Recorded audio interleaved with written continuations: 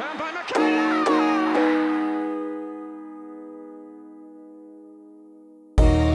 Lovely cushion header. And Giroud! What a head, son! What a head! Aguero!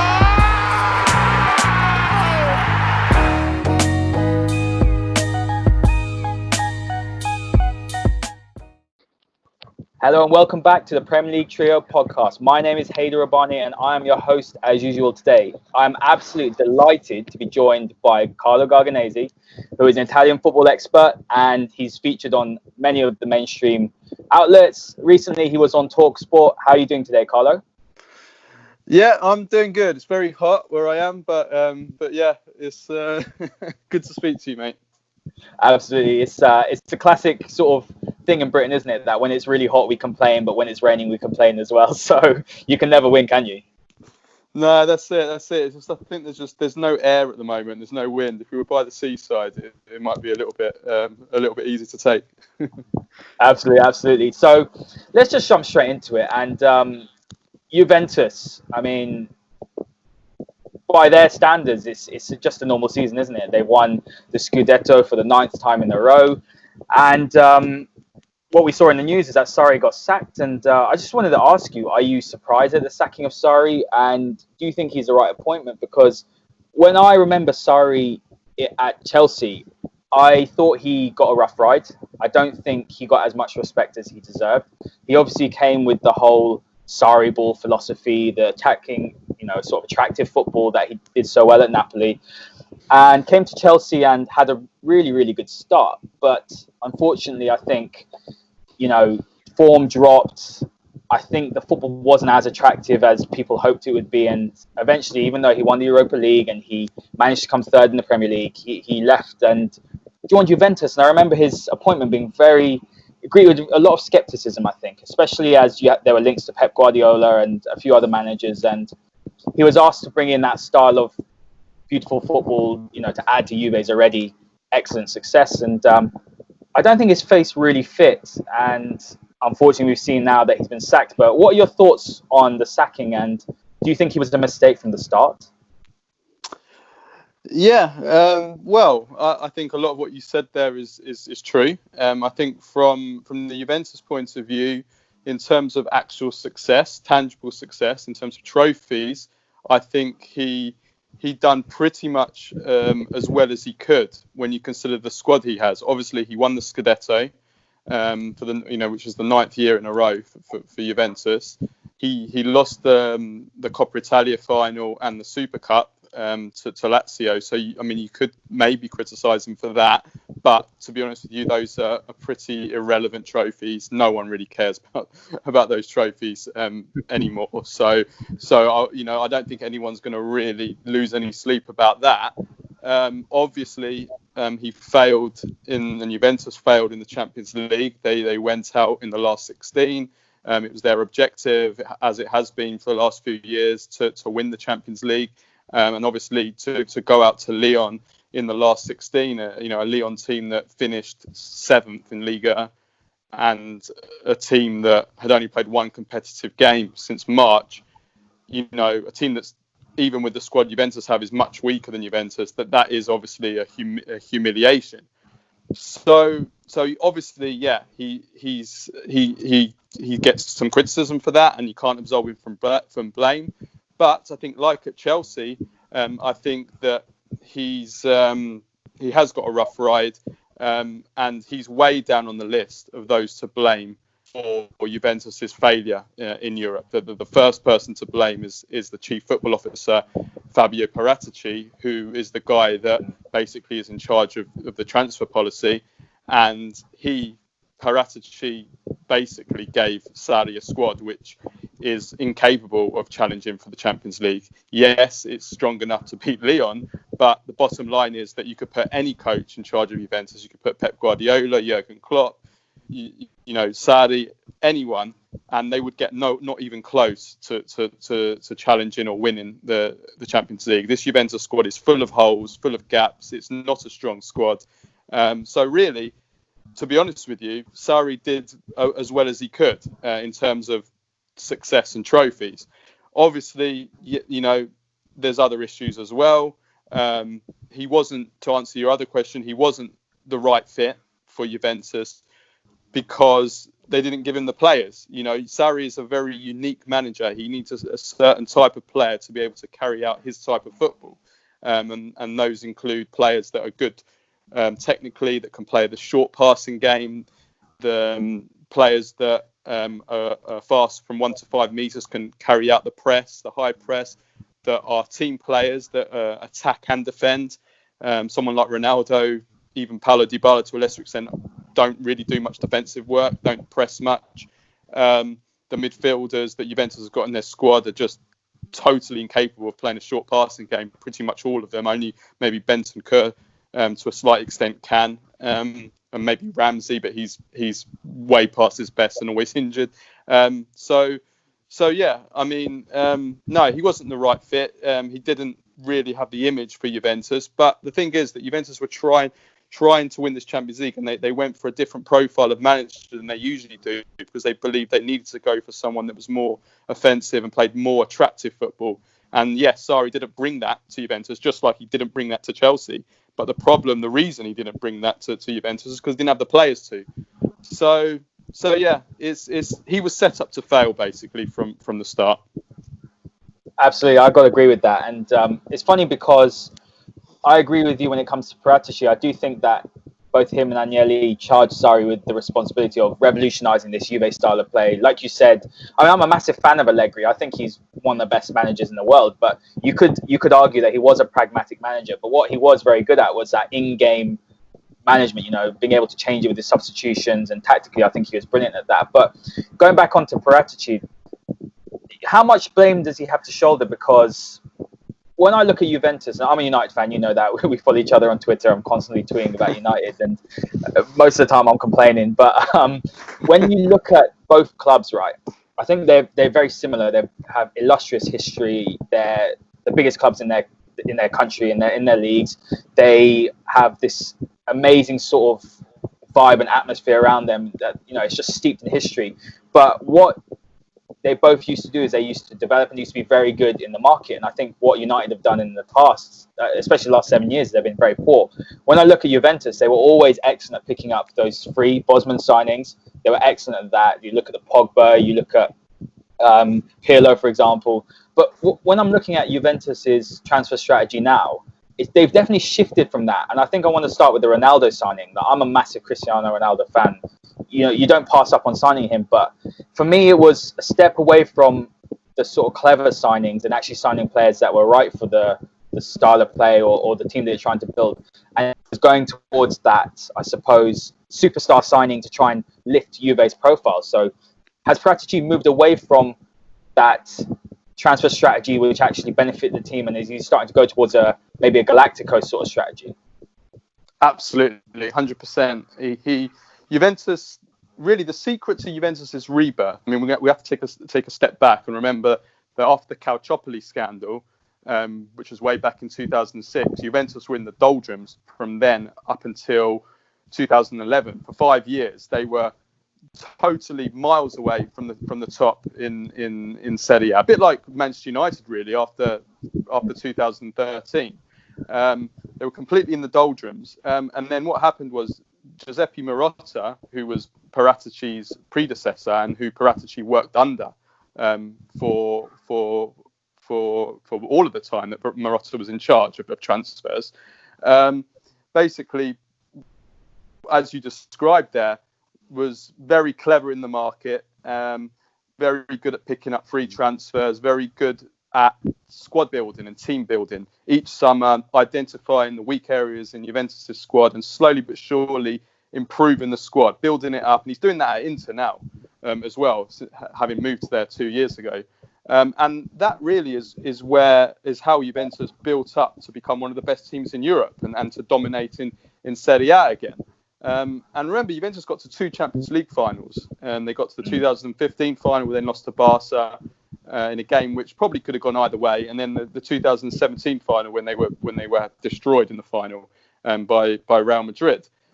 So so Juventus weren't far away from winning the Champions League. They were just one step away, and really what happened was that when it got they were so frustrated, Juventus, you know, in around 2017, at not being able to win this Champions League. It's become an obsession with them. They've had so many finals since winning their last Champions League in 1996 that they were like, how the hell do we win this Champions League? You know, we just can't do it. So the policy changed, and you can't blame this all on Paratici because it obviously goes above him as well to the president, Andrea Agnelli.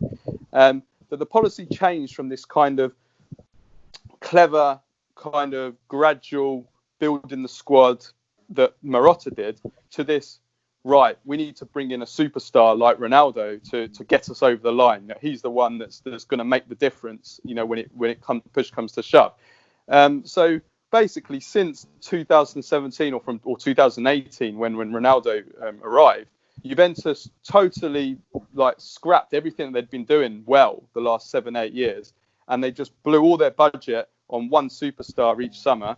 And Ronaldo in 2018 they spent pretty much their entire budget on, and then in 2019 it was Matthias de Ligt. So that's they changed their policy. Part of that is not just on the pitch; it was also down to commercial. Agnelli wants to build the brand. Ronaldo is the biggest brand in the world and in sport, and so Juventus have really shifted to become more of a corporate club, worrying more, a bit like Man United, I guess, with Woodward, and caring more about increasing the finances and the commercial side of things, rather than actually too much about what players they need on the pitch. And so what's ended up happening is that for the last 2 years, Juventus, yes, they've had a few superstars. They've had Ronaldo, Dybala, you can call him a world-class player. De Ligt is, I would say, is a world-class player now, and he's going to be the best defender in the world, I think, in a year or two. So they've got a few superstars, but they've got holes and gaps all over the squad. And, you know, I could be here till midnight talking about these gaps, you know, how they've got a right winger at right back, how they haven't got a backup left back, how they haven't spent a penny on a centre midfield, which has been horrible for the last 3 years.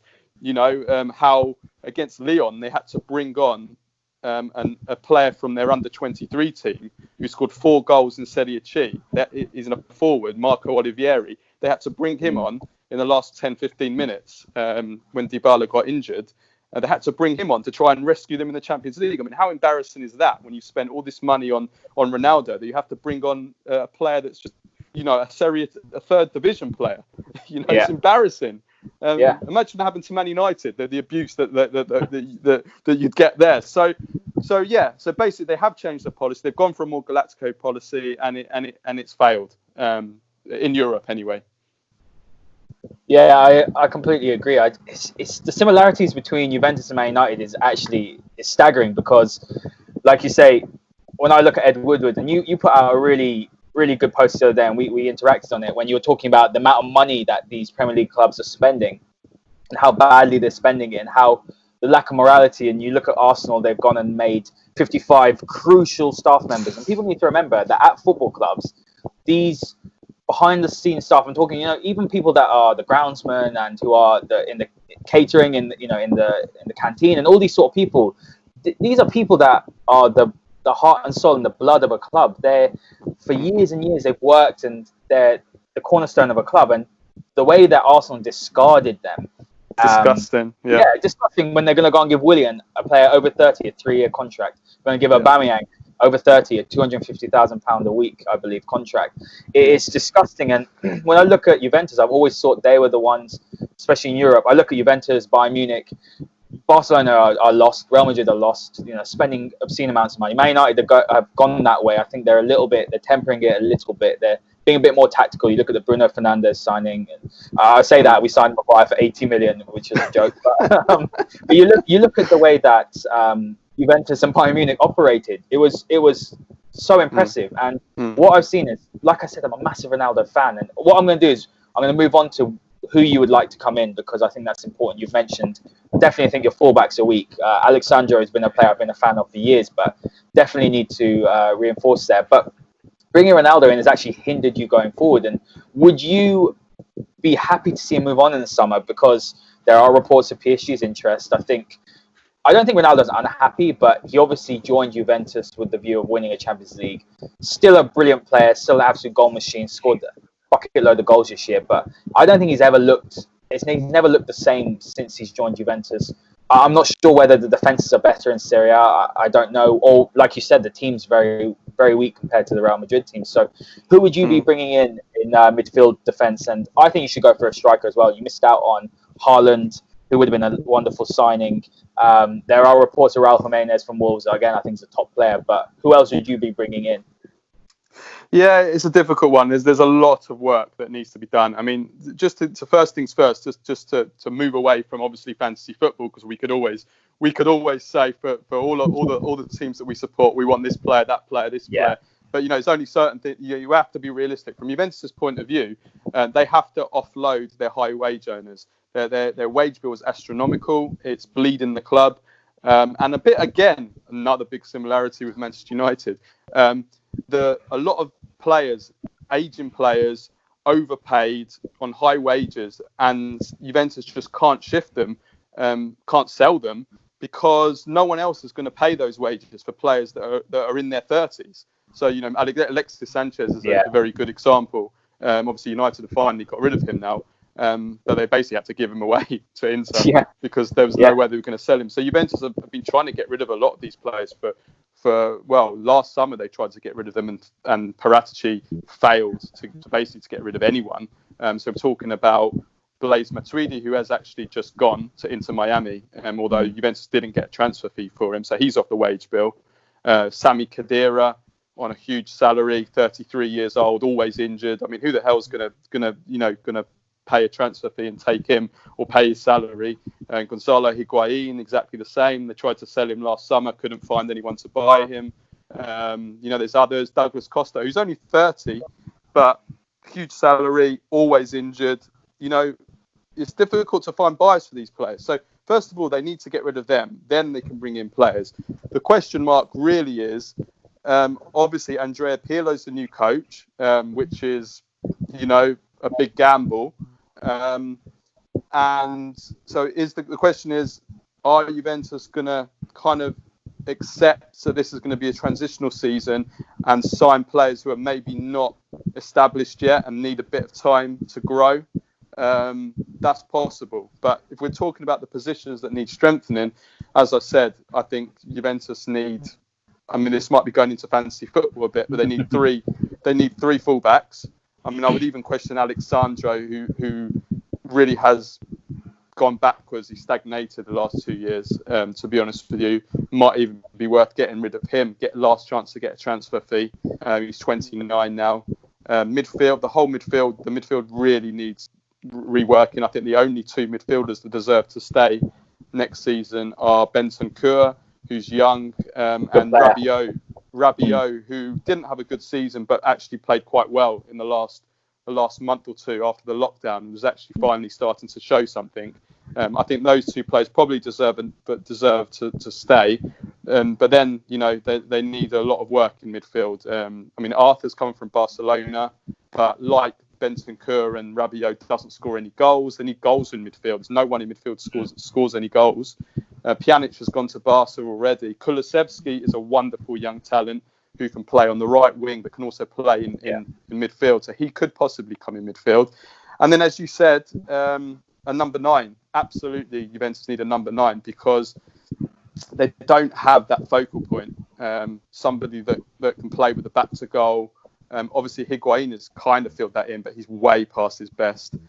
So he has to go. I think, a number 9 has to come in. But you know what? There isn't many. You mentioned Raul Jimenez, Arik Milik from Napoli. Juventus have basically already agreed personal terms with him. He's got 1 year left of his contract at Napoli. So, he could be the man. But now that Pirlo's come in, we'll have to see if his appointment affects that negotiation, because it looked like he would be the one to come in. I'm not sure whether he's really going to take Juventus up to another level in Europe anyway. Might be okay at Serie A, but definitely a number 9. There's a lot of work, honestly. There's a lot of work that needs to be done at Juventus. And to answer your question about Ronaldo, it's a difficult one. Should they get rid of him? I mean, he's 35. His salary is huge. It's 30 million, but then with taxes, it's 60 million that's coming off every year. And, they still have 2 years of his transfer fee, 100 million transfer fee to that needs to be amortized. So they would save a lot of money on that. Depends how they spend it. And I mean, the way I'm looking at it now, I think that Inter are favourites for the Scudetto next season, but obviously there's still a way to go in the market. With Ronaldo, is he happy? Like, what have you heard? Because it doesn't seem happy to me. I mean, I don't know whether that's just because obviously he's a winner, and you saw his reaction after you guys got knocked out to Lyon. I didn't realise Lyon had finished so low in Ligue 1, which is crazy. I think they've got a talented team, but not playing, obviously once since lockdown is crazy. But yeah, is Ronaldo happy? Is he seeking a move? Has a move been a success? Is he happy? Does he regret it? Moving from Real? Well, it's hard to say. I mean, we all know that Ronaldo is such a winner, and he's somebody that, I mean, he's a terrible loser. I mean, he's a bit of a crybaby, but in a way that is the secret of his success, because he hates losing so much. Even at 35, most people by 35, they just want to chill out and relax. and he's desperate to keep. He's obviously wasn't happy with the other night, and I'm sure deep down he's looking around him and he's thinking, bloody hell, Marco Olivieri, I have to play with this guy. I mean, what the hell's going on? So I feel bad for singling him out, but honestly, it's a joke, So yeah. I don't know. I don't know. It's hard to say. I mean, obviously the PSG offer is probably on the table for him if he wants it. But at the same time, from a financial point of view, I mean, he might look at the tax situation if we're talking on a financial point of view, the tax situation is very beneficial to high earners in Italy, which I think also probably played a role in his move from Spain. We've seen Messi's dad actually move to Italy for the same reasons. So I don't know how much of a role that financial point of view. Obviously, PSG can afford to pay him whatever, so probably not. I don't know. I mean, he put out an Instagram post after Juventus' exit in which he was pretty much saying he'll be staying next season, but then the following day, Pirlo was appointed. And if I'm Ronaldo and I'm looking at the Juventus squad, and then I'm seeing even though Pirlo's obviously a legend, a playing legend, but he's a coach with zero experience, I'd be thinking, do I want to be at a Juventus that needs to rebuild with an inexperienced coach? And I don't know. It's really, we can't get inside Ronaldo's head. He's the kind of guy that might actually look at it the other way and say, you know what, this is a challenge, and I want to prove everyone, that I can win the Champions League with Juventus, because he wants to win the Champions League at 3 different clubs. He might not accept this failure and actually try and prove everyone wrong. It's hard to say, but I wouldn't blame him if he was looking at this Juventus squad and thinking, you know what, I'm 35 years old, maybe I should move on. I wouldn't blame him. Yeah, completely. I mean, I got to experience Ronaldo obviously at United, and he was a joy. I think he was more of a obviously he was younger, so it's a different player, and he was just about hitting that world-class sort of level, and he was just an absolute joy to watch. But looking at him now, if people have been asking, I take him back to United, and looking at him now, I don't know. Look, you can't say no. Yeah, I probably would. He's a world-class player. He's guaranteed goals as close as you're going to get.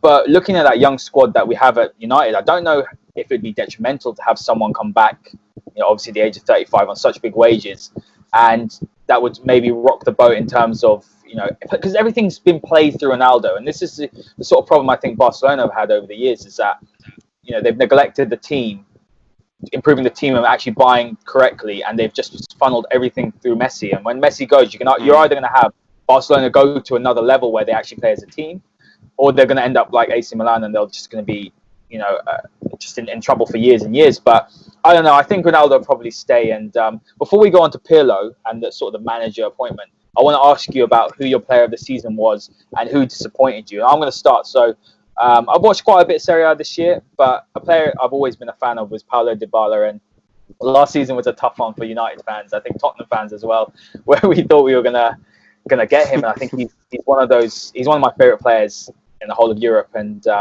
that was a difficult one to stomach. You know, United had missed out on a few players, but he's a wonderful player. And under Allegri, it definitely looked like he was not being utilised properly, and his progression was stalled. But to be fair to Sarri, he's got him playing much more like the old Dybala. I think he's been, well, he won the MVP, didn't he, I believe, for the whole of Serie A. So for me, he's been the player of the season. Obviously, Ronaldo scored a lot of goals, but Dybala's been excellent. And the disappointment for me has been Miralem Pjanic. I used to be a massive Pjanic fan. I used to think he was an excellent player, but I think as the years have gone on, he's definitely regressed. I think in terms of, his passing ability is definitely overrated, and you've seen it this season where he was meant to be central to Sarri's game plan, more like his Jorginho, and you obviously, it's well documented Sarri and Jorginho's sort of relationship, I would say, the conductor, as they say. But I'm a Jorginho fan as well, excellent player. But I remember Pjanic saying he hoped he would get 150 touches per game. He'd be central. He'd be the conductor of this whole Sarri ball. And you saw by the end he was marginalised, near the end of the campaign. And now he's off to Barcelona. I don't know why they paid that fee. Crazy. You've got a great deal there, because I think Arthur's a good player. But who would be your player of the season? Who's disappointed you the most? Yeah, I mean, Pjanic, I'd agree with. And to answer, the reason that Barcelona bought him, it was, and the same for Juventus, it was an accountancy deal. And we see these kind of deals in Italy all the time. It's just to balance the books, and they've overblown the value of both players in order to be able to balance the books. And this is something that football teams do now partly to get around FFP, but I would say FFP's dead now, Carlo. That's what I was going to say. Given what's happened to Manchester City this summer, I think that nobody's going to care about that anymore. But also just for balancing the books and the accounts, for tax reasons and whatever else. Clubs are doing this now, and it's just creative accounting, really. And so that's why this transfer done. It is a better deal for Juventus, absolutely, because Pjanic is 30 years old and Arthur's 23, 24. Yeah. So yeah, it's definitely a better deal for Juve. But I would agree with that. There's been a lot of disappointments at Juventus this season, but I think Pjanic has to be the biggest disappointment because, like you said, everybody thought that he was going to be the Jorginho of Juventus and that he would really suit Sarri ball, and he hasn't.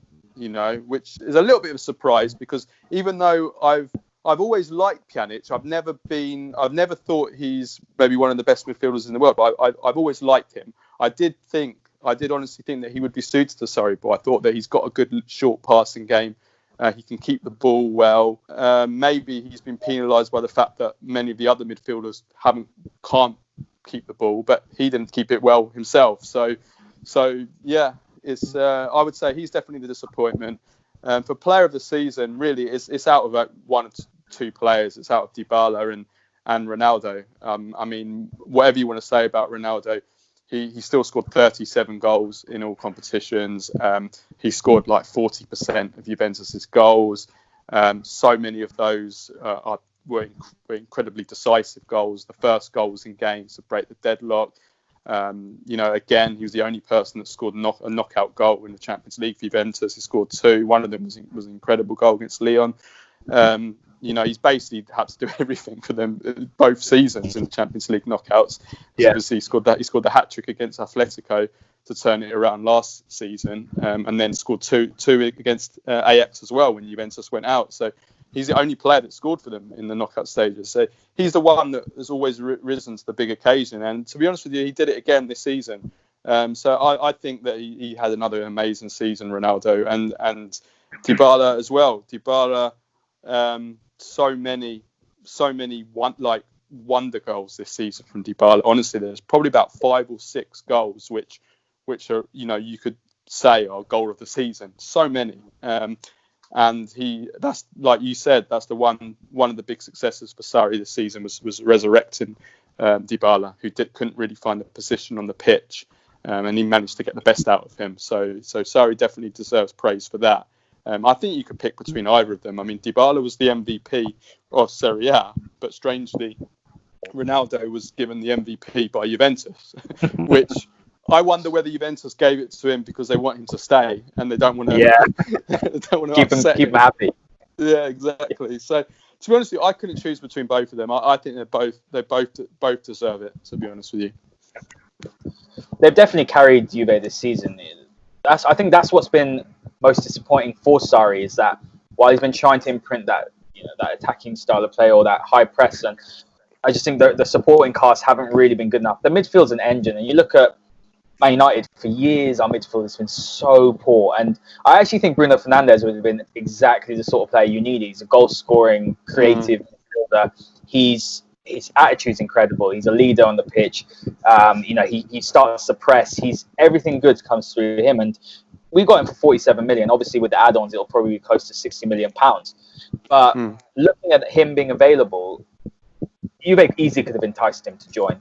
I think that was a massive mistake. But going quickly onto Dybala before we talk about Pirlo, but why did Juve want to sell Dybala, or why was there discussions at the beginning of the season? Because when I look at Paulo Dybala, when Ronaldo does move on, he's going to be the main man. He's going to be, for me, he's the face of Juventus. He's a star player. Why? I was just shocked why Juventus were looking to offload him. Well, a few reasons. First of all, Fabio Paratici has just had a disaster, as I mentioned before, in the transfer market. Pretty much every decision he's made has been perplexing, to be honest. Secondly, in defence of Paratici, Dybala was coming off a really bad season under Allegri. Allegri couldn't really find a position for him tactically. I think that Juventus were looking at the formation that Sarri would be playing, and they were looking and thinking, well, probably going to play a 4-3-3. So where does Dybala fit in to that 4-3-3 formation? If we're talking about a natural role, I don't think that Dybala naturally fits into a 4-3-3 because he's not He's not a central forward. He can't play with his back to goal, and he's not a wide forward. He's not a winger, definitely, and he's not a wide forward. So, I mean, Dybala's best formation is really in a two-man attack, or maybe, and when the Juventus got to the Champions League final in 2017, he played as the number 10 in a 4-2-3-1, a bit like Bruno Fernandes, I guess, plays. So it's I think that Juventus and Paratici were looking at that and thinking, well, he doesn't really fit tactically, and I kind of understand that, but I also think that the best coaches in the world today almost don't play with a formation. They play it's all about putting your players in the right spaces. Pep definitely plays. Pep Guardiola does that. Yeah. Klopp to a lesser extent, and Gasperini does it at Atalanta. Another young coach, Roberto De Zerbi, does it at Sassuolo. He's going to be a great young coach. So I think that really that's kind of what Sarri did with Dybala. He didn't really give him a set position. He kind of said, well, make sure you're in the right spaces, and you got the best out of him. But the way that Paratici was looking at it and the way Juventus was looking at it is formation, he didn't really fit in. The third reason was that Juventus really needed, in order to make a really big money signing in attack, Juventus needed to sell. They needed to sell a player, and they didn't have many players that could bring in the transfer fees that was required, because as I mentioned before, a lot of the players are old and pretty much unsellable, and Dybala was one of the few, and Juventus wanted to sign that number 9 who as we was both agreed, Juventus probably need that focal point number 9, and Juventus wanted to go for Lukaku. They tried to hijack the Inter's move for Lukaku, and in the end, You'd signed Lukaku? Sorry? Do you wish you'd signed Lukaku?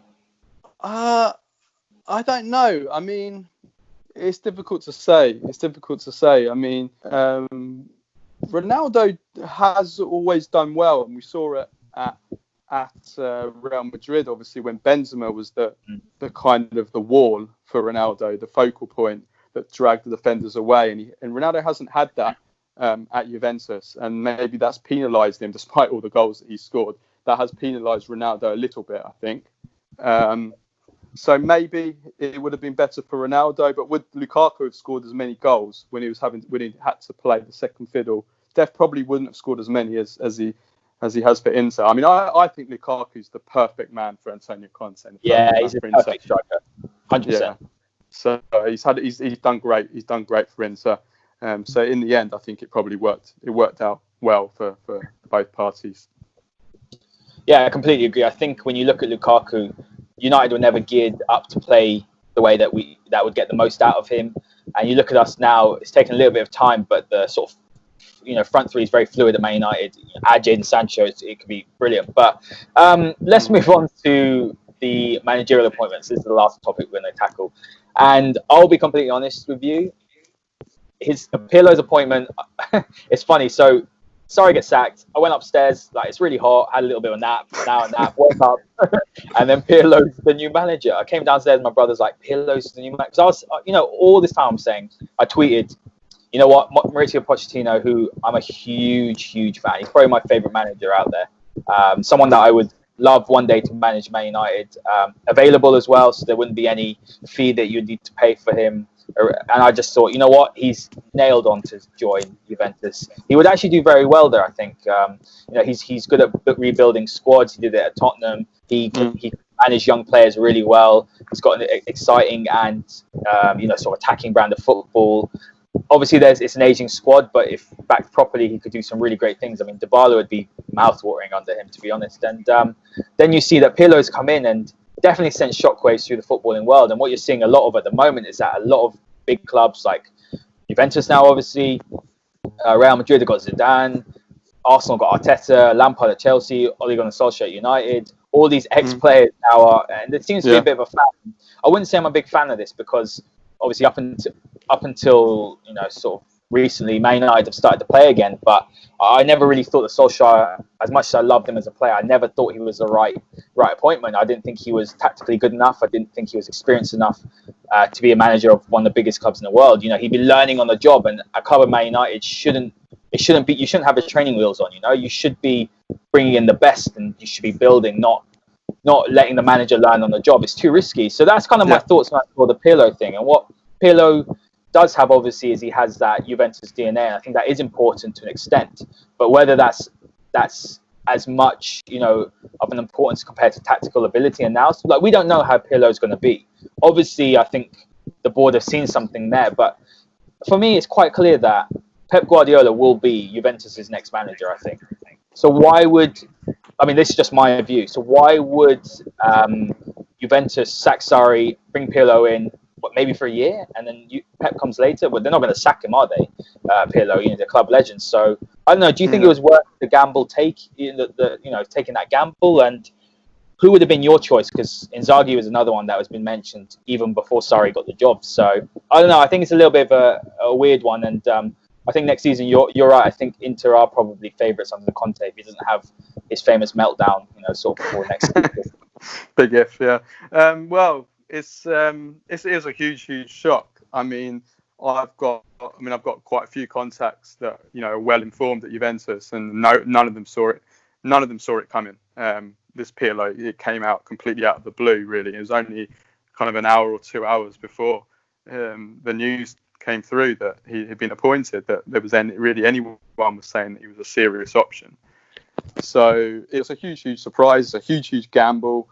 It's a shot for me. It's a shot in the dark because like you said, he's got no experience. He was only just appointed as the under-23 coach of Juventus the week before. I actually thought he'd completed his coaching badges. I've learned that he actually hasn't. He still hasn't totally. Still hasn't totally completed them. He's finished the course, but there's still something he has to do to complete it. So yeah, it's a massive shock. And I mean, I've met Pirlo. I've interviewed him, and honestly, this is coming from someone who absolutely worshipped him as a player. He's one of the most boring interviews I've ever done. It was like, despite having such an amazing career, an amazing life, that you could tell so many stories, it was very, very hard to get anything out of him. Was he uninspiring?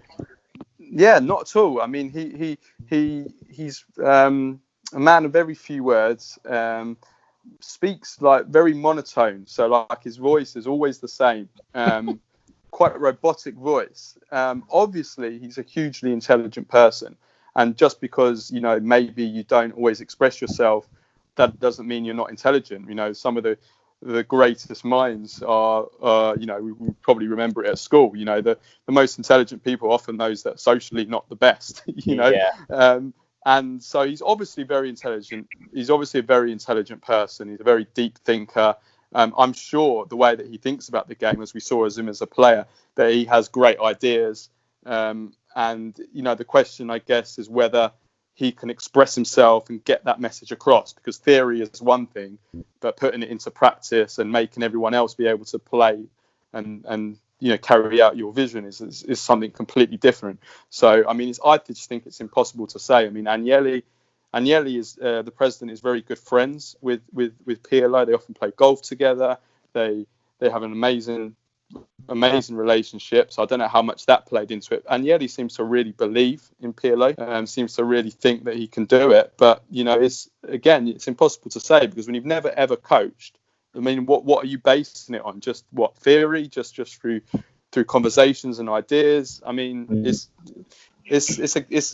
don't think anybody can say. All we can say is that it's a huge gamble, and it's a shot in the dark.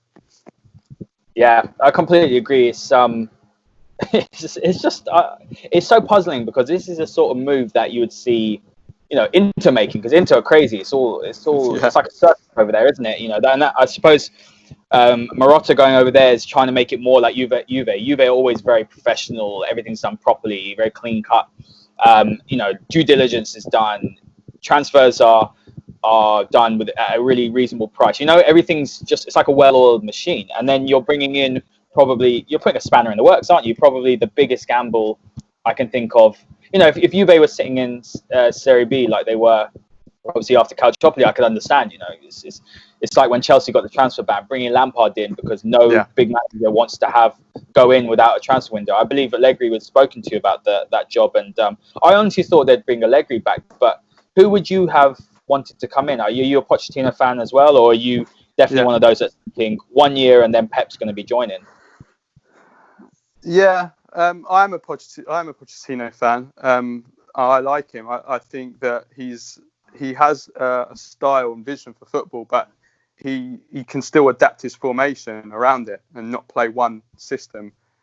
Despite always wanting to play attacking football, he can play on the front foot and on counter, and he's played for the 3-man back line at Tottenham, but 4-man back line, and he's I really do like him. I think he's fantastic. The problem with Pochettino is his wage, his salary is, he's on asking for like 10 million a year, and Pirlo, it seems, is going to be on not even 2 million a year. Wow. So again, coming back to what we discussed at the beginning about Juventus needing to get their wage bill down, and they need to cut costs, and they also were affected by, as a lot of teams were, outside the Premier League anyway, by the coronavirus pandemic, finances being hit. I think that the cynic in me is telling me that they've gone for a low-cost option, Juventus, and possibly as a seat warmer for Pep Guardiola, who's obviously his contract runs out at Manchester City in a year's time. So is he somebody that you put in there on a low salary, who, if things go wrong, is more dispensable? Possibly, bring in Pep in a year's time, or if somehow Pirlo does an absolutely incredible job and proves to be the new Guardiola, you just keep him, and then you don't hire Guardiola. I don't know.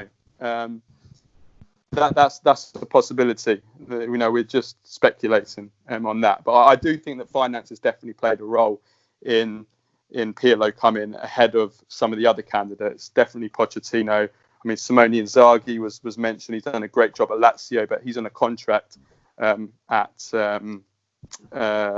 Lazio, and trying to negotiate with Lazio's president Lotito. It's like trying to negotiate with Levy. It's like he's the Levy of Italy, basically. He's very shrewd and impossible to negotiate with. So So yeah, I do think that finances played a role, and I honestly wouldn't be surprised if Pep is booked in for a year's time, and Juventus are thinking, well, there's no point in hiring an established coach when Pep's coming in a year's time.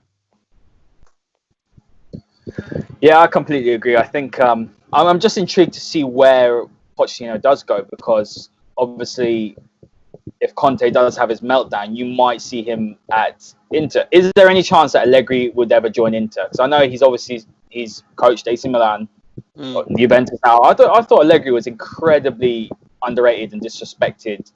I'm just looking from within within Italy, because outside Italy, and if you talk to most Premier League fans, not one person has a bad word to say about Allegri. I think maybe what's levelled against him is that the football is pragmatic, and a lot of United fans are saying we would love Allegri at United, but we didn't like Jose Mourinho, so why would you want? I'm not saying he's as boring as that, but and so I suppose like within Italy, I don't know, has Allegri's stock risen purely because of how much Sarri struggled this year? Yeah, possibly. He's looked a bit like Joe Biden with Donald Trump. He's looked better without doing anything. He's like, yeah, because the guy in charge is an idiot. Yeah, I've stole that from David Amoyal. He used that analogy just so people don't accuse me of it. It's absolutely true. He has looked better. I mean, I think that probably Allegri is more suited to the Juventus players, the current Juventus players, than Sarri was, because they're not, they're more suitable to his football. That's not to criticise Sarri. That's more to say they're just probably more suitable. I think that Allegri, things had gone stale for Allegri at Juventus in his last season or two. But that happens, that happens. Everybody has their sell-by date. The same thing happened with Pep Guardiola at Barcelona, one of the greatest teams in history. His last season, things went stale. And it was time for him to move on, So I think Allegri is a top coach. He did an amazing job at Juventus. He got to 2 Champions League finals, which is incredible. And especially when, if you put things into context, Juventus is still like the 10th or 11th richest club in Europe. So really, in a way, Allegri was punching above his weight in terms of finances, to get to 2 Champions League finals. And the same goes for Marotta. Actually did a very, very good job. So he definitely deserves a big job next, absolutely. And he has been learning English for quite a while now. So where will he go next? I mean, I guess it all depends on the opportunities available. I mean, I wouldn't be surprised to see Setien sacked by Barcelona. I mean, I'd be very surprised it's only a one-off game. I'd be surprised if Barca can go through against Bayern. I would favour Bayern in that. I think if Barca go out, I can probably see him leaving. But will Allegri be the right type of manager for Barca? They like to play great football. I don't know. I'm not sure about that. I can probably see Xavi taking over at Barca. But I mean, Barcelona is an option. Madrid, Zidane. Will Zidane stay? In one of the two, I mean, when the next coach needs to take over at one of those 2 clubs, I think Allegri will definitely be in the frame for those. And then for the Premier League, I mean, Solskjaer looks like he'll stay. Pep's going to stay for another year. Lampard is going to stay. Arteta. I mean, I don't know who the hell would touch that Arsenal job anyway, but it looks like Arteta will stay. Tottenham, looks like Mourinho will stay. So who else? I've missed out one of the big Premier League clubs. Liverpool. Sorry. Liverpool. Yeah, Klopp. Yeah, Klopp's going to stay. So really, there's no really options there. The only other one maybe is PSG, and there has been a lot of links with PSG, and obviously Leonardo's there. Who obviously the Milan connection with Allegri. I think that PSG might be the most likely. If PSG are to go out against Atalanta, which isn't impossible, they've got a few injury problems, and obviously Atalanta are playing amazing this season. I think if PSG go out to Atalanta, there's definitely a good chance that Tuchel could be relieved of his duties, and then maybe Allegri could take over there. He'll get a big job, definitely. Absolutely. I tweeted that any top manager at the moment in the world, any of the big clubs, whichever league it is, they have to be really careful not to have a bad start next season, because there's two top managers in Pochettino and Allegri literally waiting for a job. So it's definitely exciting. But Carlo, honestly, it's been an absolute pleasure. I've had a wonderful time. It's been really enlightening, because just getting an inside, scoop on what's going on at Juventus. So thank you so much for coming on, mate. No, it was a great pleasure. I really enjoyed it as well. It was a great discussion, and we talked some good subjects there. Brilliant. And definitely give Carlo a follow. He's got a great following on Twitter, and give a like, subscribe, and retweet, please. And until next time. Aguero!